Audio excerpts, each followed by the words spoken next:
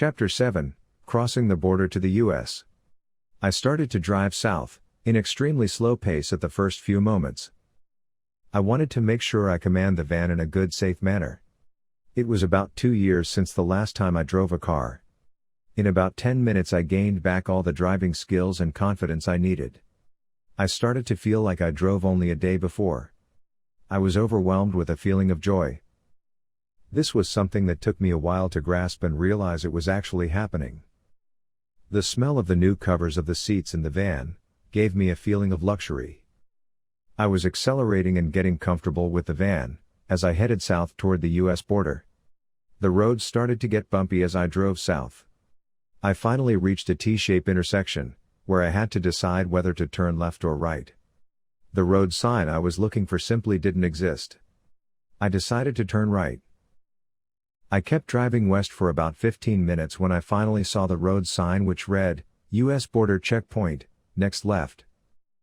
My heart started pumping fast. I didn't have the right documentation with me. The immigration authorities in Montreal confiscated my Israeli passport, and I only had my Florida driver's license and the Canadian immigration papers I received from them, as proving documents for being on a procedural status. I hoped for the best, as I drove toward the checkpoint up front. It was 2 o'clock in the morning. The small concrete building, in the middle of the road between the two lanes, was well illuminated. A large sign pointed out to the procedures needed on the crossing point. As I was driving slowly on the curved road toward the station, I noticed road cones, which were put across the southbound lane, next to the checkpoint. This indicated the lane was closed. It was quiet. There is a good possibility the station is not active at this time, I thought. If so, I can easily enter without inspection. I decided to take the risk, sneaking slowly through the opposite lane. I drove slowly against the direction of traffic. It was wide open. As I got closer to the checkpoint depot, I noticed the building was empty. The lights were on, but there was no one in there, this time of the night. The location of this particular crossing point was too remote and unimportant to be manned at all times. I drove through the station and passed on, to the other side of the road. Soon I was already on the U.S. side of the border. I pressed the gas pedal smoothly and firmly, as the lights of the border checkpoint started to fade away on my rearview mirror. Welcome to North Dakota was the first road sign I saw. Speed limit 55, read the other sign after that.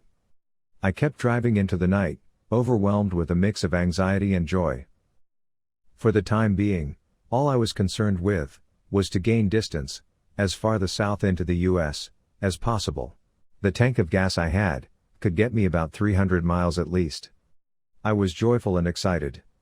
When the first lights of dawn started to appear in the clear sky of the northern United States plains, I was already well into North Dakota State. I started to feel tired and had to look for a place to stop for a rest. When it was already full daylight, I finally stopped at a plantation on the side of the road. I found a quiet spot under the trees, and parked for a stop. I was exhausted, hungry, but mostly I needed to sleep. The back seat of the van folded easily, and formed a good-sized bed. In one of the boxes I found in the van, there was a blanket. I laid down on the folded seats, and slept for at least 5 hours. When I woke up, it was already noon. The bottle of water I carried with me came in handy, for a quick refreshing of my face. I also had a few slices of bread, left from what I bought in the grocery store in Hope, British Columbia, Canada. This was immediately helpful. I needed some money fast. I waited for the night to fall, before I could continue south. I decided night would be the safest time, to avoid any possible confrontation with highway patrol. Even just a routine check could be crucial for me. The best time to drive will be during the night. I hit the road when darkness already was full. The gas quantity gauge already was in the best part of the lower half of the scale. I started to think of anything that could just keep me going. Coins. As I passed a few small towns on the way, it was clear I couldn't stop in any one of them. I was too close to the border. I needed to get as far away south as I could. It was already 11 o'clock at night, when I passed by a shopping center, which I saw had a completely empty parking lot. I slowed down and entered the parking lot of another nearby building, next to the shopping center. I turned the engine off and waited. Something inside me told me there was a good chance to do something here. If there is no choice, I felt I can commit a crime in order to survive. I waited for about an hour. The traffic on the main road was rare at this time of the night. I walked out from the van, and walked slowly toward a big store in front of the shopping center. I went to the back side of it, and watched for a weak point to break in. I didn't have to look hard, to see the somewhat thin wooded door, on the back of the building. Probably it's the receiving of merchandise entrance of the store. I got closer to the white door and knocked on it quietly, to feel the thickness of the wood. It was thin. I took a heavy brick I found laying around, and with a firm one blow managed to open a hole in the lower part of the door. I left the brick and started to pull off wood, to make a bigger hole. I blew a few violent jolts on the thin wood of the door. In a few moments I managed to open a big enough opening to accommodate the size of my body. I entered quietly and found myself in a locker which contained bags, of what seemed to be garden fertilizers and landscaping materials. I went on in the direction of the inside of the store, and saw it was completely opened. The store was full of all the things usually found in a country-style hardware store. Tools, clothes, boots, plastic hoses, toolboxes. There was a department for sports equipment and just about everything you can imagine in a hardware store. I didn't have much time to think, I needed money. I looked for the main office. It was at the far corner from where I stood. I paced quickly and quietly toward the office. As I turned the doorknob, it swung open and I entered to a dark office. I closed the door behind me and turned the lights on. The office was of a typical build, and had the standard furniture you can find in every office. On the far end, behind the desk, stood a cabinet. I opened it. It contained folders stashed with papers of accounting material. I looked inside and there was a large tray of a cash register, full of coins. There were plenty of them. Quarters, dimes and nickels. I started to stash as much as I could in my pockets. My time started to run out. I felt I had to get out quickly, but the temptation to keep stashing coins in my pockets went on making me push the fear aside. I took a small plastic bag which laid on the table, and filled it with all the coins. I didn't know how much money was there, but surely enough to fill the gas tank at least twice. This was all I needed. I rushed out from the office, and headed back to the locker I came in through. I found my way through the hole in the door, and sneaked out. In a minute I was already in the van pulling out of the parking lot and heading south on the road I was before. I kept driving for a few hours, until I reached a small town near the state line, between North and South Dakota. I entered a gas station and filled the tank full of energy to keep me on the road, for another 400 miles. I crossed the state line of South Dakota shortly after, and kept driving south. My goal was to reach as far south as Florida. It was a long way ahead, but I was determined to keep going without stopping as far as I could. I was driving mostly at night, and when I got too tired to keep on the road, I found a plantation on the side of the road or an open lot, parked and took a nap. Soon I crossed the state line of Nebraska, and I kept on the main road south. The next day I found myself cheerful enough to ride during daytime. I was mainly on country roads and avoided getting into towns, unless the route I took went through it anyway. I didn't want to get on interstate highways. I preferred the smaller road system for a few reasons. First, the main highways were always packed with all kinds of highway patrol. Second, it could be boring to drive on the monotonous road.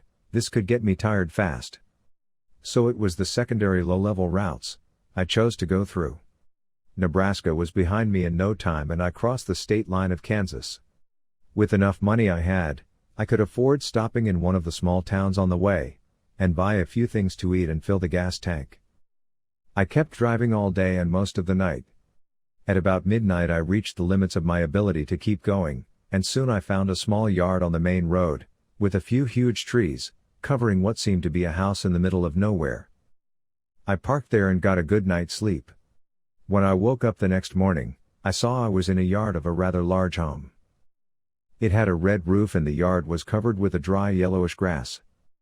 It seemed the house was either abandoned, or simply was unoccupied for a long time. I took my time to refresh myself. When I was completely ready for the road, which ran right next to the house, I decided to take a closer look. I got off the van and walked to the back of the house. There was a garage with an old Ford Mustang placed on 4 blocks instead of wheels. Everything around indicated clearly the place was not visited for a long time. I kept moving toward the back of the house and reached a small porch with a door and a window, of what looked like the kitchen. I came for a closer look, and indeed it was a kitchen. The window was blanked with aluminum foil, the door was locked and I couldn't look inside. I tried to raise the window up on its tracks, it seemed stuck at first, but when I forced it a little, it went up leaving only a mosquito net stuck to the frame of the window. I went quickly to the garage and found what I was looking for, a large screwdriver. I came back and pried out the net, which separated me and the inside of the house. It didn't take a second for the window to open, and I jumped inside smoothly and quietly. Indeed, the house was not occupied for quite a while, it seemed. I turned around from the kitchen and entered the main living room. Everything was in place. An old green cloth-covered couch, a few chairs, a living room small table, and a few cabinets along the walls. It was somewhat messy all around, as if the house was once occupied with children, before it was abandoned. I opened the cabinets and started to look inside of them. There were a lot of things of no value, photo albums, china sets, silverware and so on. It all had a thick film of dust on it. I kept digging for something of any value. Suddenly I spotted a small box which used to contain chocolate candies, but it wasn't the thing that attracted my attention. It seemed hidden away in the far side of the inside of the cabinet. I took it off and opened it. It was full of old coins. Many of them of silver. I found an old silver dollar among them, but not only that. There were dozens of silver half-dollars, collector's items. My anxiety began to show signs of mixed joy of triumph and the urgency to get away with as much as I could. I didn't bother look for more, there was enough there to keep me going for a long time now. I started to stash my pockets with coins, hundreds of them. I filled and filled until I ran out of space in my pockets. I took a piece of cloth which was thrown on the floor and poured the rest of the coins, and a few single-dollar bills which were in the box. I went outside through the open window in the kitchen. The place was absolutely quiet, except for the rushing cars which ran on the road adjacent to the house. I got into the van, started it and slowly pulled out. And off I went. This was like a miracle for me. I didn't have to worry for gas for quite a while now, I even started to think about a decent meal. This was close to the most southern part of Oklahoma, and I was just about to hit the Tennessee state line. Everything seemed in good order now. The road to the Tennessee state line took only an hour to get to. The fading road sign near a wooded area off the main highway read, "Welcome to Tennessee." It was noon already by then. I kept driving for 2 hours into Tennessee and stopped in a road restaurant for food and fuel. I entered the small convenience store and grabbed a loaf of sliced bread, a large 2-liter bottle of Coke and a road atlas of maps of all 50 states. I paid in coins for the groceries and fuel, and headed back to the van. The hot sun in the middle of the sky was typical for a June day. The hot seats inside the van didn't bother me, I was simply happy. Soon after, I was already at the state line of Arkansas, and still driving day and night. I was fascinated by the countryside fields and small towns I went through. Every now and then I stopped for refreshments and fuel. The secondary roads I took offered a feeling of being undetected. I kept heading in a general direction south. I made an afternoon stop near the state line of Mississippi, and reviewed the route south. I started to think of a final stop, and decided it will be Florida. Where in Florida? I had no idea, but in general I wanted to get all the way south. As soon as night fell, I hit the road again, refreshed and refueled. I already knew I was going to get into Jackson, Mississippi on the way, and planned my next stop there. At about 10 o'clock at night, I entered Jackson, Mississippi, and wandered in the main highway of the city. I was looking for a good spot where I can rest. I saw a motel which was off the next exit. I got off the highway and parked next to the motel. I didn't plan to check in, but the swimming pool in its yard was a good reason to stop for a free bath. I had my bathing suit in the chimmy-dan bag. I put it on and entered the empty pool. It was a great feeling. I stayed in the water for an hour, and finally got out to the warm Mississippi June night. Soon I put my clothes on, and got on the adjacent highway again. I kept driving for another few hours, and found a quiet place off the road, which led to a park. A perfect stop for the rest of the night. The next morning, I managed to find another parking place, somewhere along the road, still within Mississippi. I took the opportunity to shave and change clothes. I kept driving south all day. It was already the 4th, maybe the 5th day since I left Canada.